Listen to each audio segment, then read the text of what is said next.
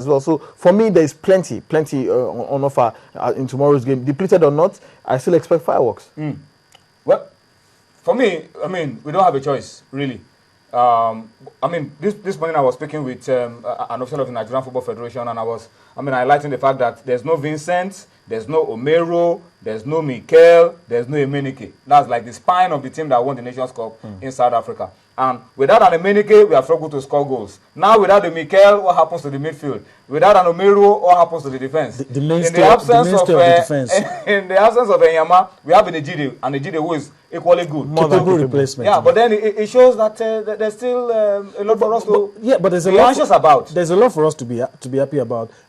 Some years down the line, if something like this happens, we'll be worried. But now, like Tunde said, it's happening at a good time. You get the opportunity to try and see some other guys. I'm not afraid of South Africa, really. Any day, anytime. We'll always be there. 2004, the only opportunity they got, and they took it, this same Nelson Mandela challenge. And it's not going to happen tomorrow. And we went with the depleted side, too. Of course. It's not going to happen tomorrow because South Africa is a good ground for Nigeria. We always get good results, and I expect that to happen tomorrow. I expect us to defeat the South Africans, in spite of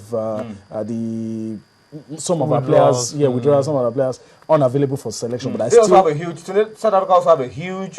I mean, they even have bigger withdrawals. Their situation is even worse than ours. I mean, it's almost on a per second basis that players are calling up and saying that they can't join the team. So they are probably going to field a third string side. But in my opinion, that makes them even more dangerous. Yes. Players who ordinarily would never get a chance in the Bafana are now being given a chance. Should be afraid of somebody that has nothing to lose. You know, and so for me, those are the more dangerous players. They would like nothing more than being able to claim the scalp of the Super Eagles of Nigeria, Africa's biggest team. So being a depleted Super Eagles or not, they don't particularly care. As long as wear the Nigerian jersey and you sing the national anthem, good enough for them. And they'll be more than happy to take it. So dangerous game, but good game. And I expect the Super Eagles to, muster everything that they can and get a decent result. The likes of Victor Nsofo, who haven't been there in a long time, he's hungered. Shola Ameobi as well. We have plenty to be pleased about. These are players who are happy to be there. Okay. Let's see. Let's hope. That's what we always say. That was how we hoped in January and we won the Nations Cup. But let's tell you very quickly, this friendly is very, very key because next month, the rankings by FIFA, if we qualify for the final round, we will qualify for the final round of the FIFA 2014 World Cup. This friendly is key. If we win, it helps us to stay in Africa's top 5. If we pick a point or draw the game, we keep our place in Africa's top 5. If we lose because South Africa are not in the top 10 in Africa, then it will affect us somehow. We could drop points and we could drop out of the top 5, and that makes it even more difficult for us if we qualify for the final round. That means we could be up against the likes of Cote d'Ivoire, the likes of Ghana, and some other very difficult African teams. But let's hope that tomorrow the Eagles will go into that game and get something decent for Nigeria, for themselves. Let's run quickly. Apart from Nigeria-South Africa friendly tomorrow, there are a whole lot of other games to be played. And we've just put together a few of those games for you, selected fixtures of matches. South Africa-Nigeria is the key one for us. There's also going to be Zambia against Senegal, Turkey against Ghana. Ghana have also been hit by some withdrawals. Germany against Paraguay, Italy against Argentina. Lionel Messi also won't be available for Argentina in this one. So it's not just Nigeria that is missing a Mikel or missing an Emenike and all of that. Some other top countries are also missing out on some key players.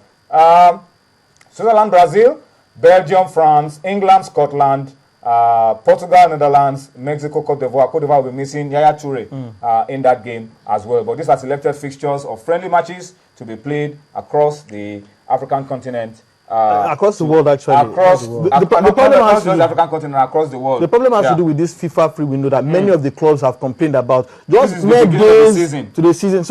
This is the beginning of the season, exactly. And now you have to release players to go for friendly games. So they've spoken to FIFA, and I think this will be the last time we will see a FIFA free window just before the kickoff of the new season. So you are not surprised about the spate of withdrawals all across the world. Yeah. Okay, let's move away from football and talk about grassroots now.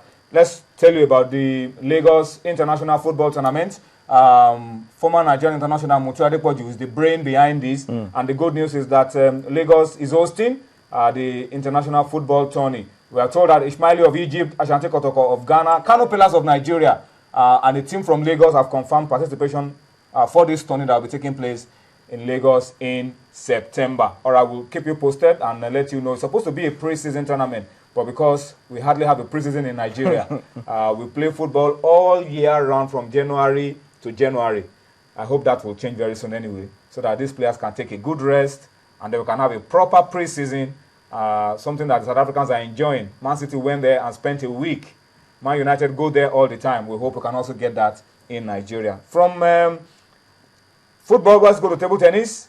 The Lagos International Table Tennis Classics that will be taking place later this month is getting more kudos, more commendations. And this is coming from the ITTF, the International Table Tennis Federation, getting this tournament ranked. And this is good for Lagos. We must commend the Lagos State government for all that they're doing. This is fantastic for Lagos. Well, like we said before, yesterday, I mean, this is a competition that is bringing some of the best players from across the world, European players, Asian players, African players. Whatever, I don't know what the initial plans of the organizer of the tournament, but this is a huge event, a major event. They're bringing some of the best players in the world to Lagos. So obviously the ITTF has to step in, probably give it their imprimatur, give it some major kind of backing. So this is a ranking event.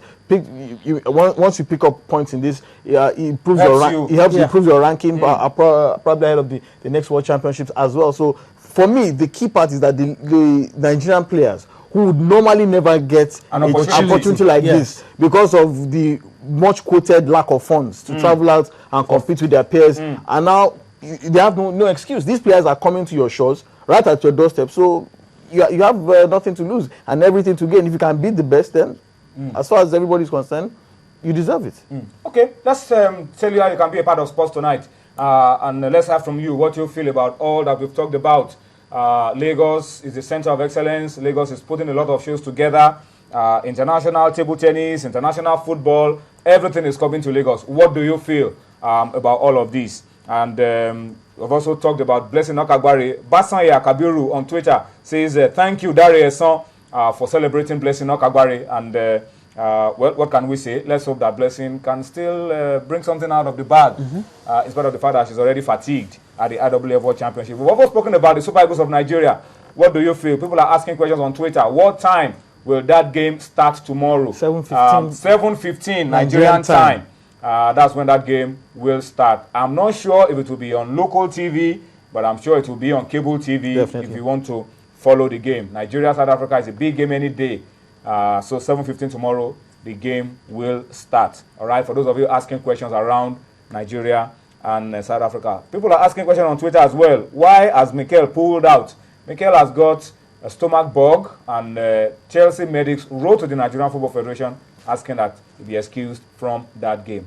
But I'm sure Mikel will be okay in time for our game against Malawi on the 7th of September. That I am sure of. Yeah, I mean, it's just, from what we heard, it's just his stomach bug. Yeah. It's nothing It's just major. precautionary that he's missing this game. Yeah. So that doesn't aggravate it, because this is Africa. And you know, we eat a lot of spices around this part of the world. All right, we'll go on a break now. This time we'll bring you something from the Globe Premier League, game played earlier this season. Atland of Owerri against Nasarawa United. We'll tell you why we're playing this game later on, because interesting stories coming out from the camp of Atland and Nasarawa United. We'll tell you more when we return.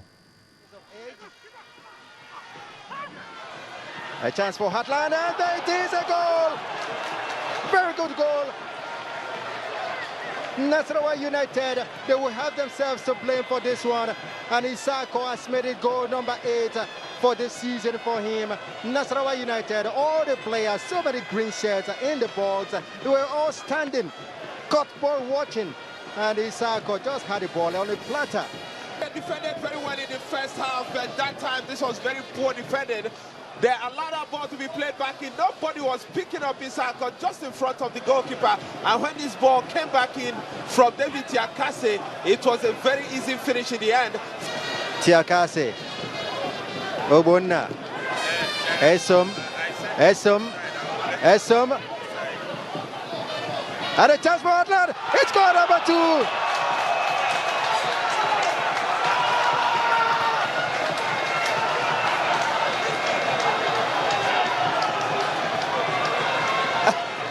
Finally, that set, game set.